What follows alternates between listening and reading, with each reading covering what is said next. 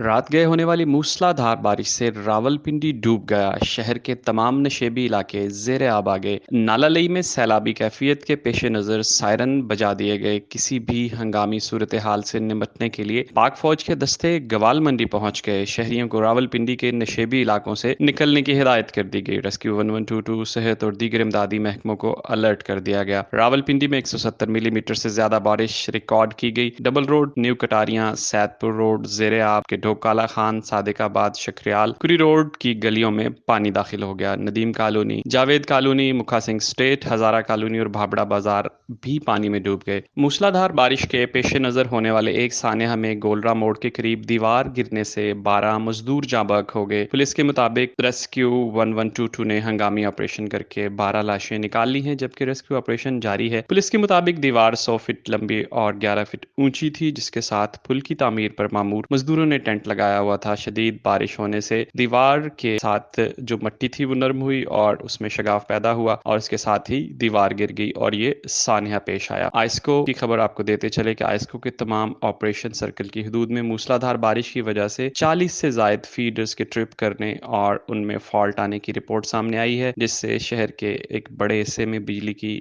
بندش کا سامنا ہے۔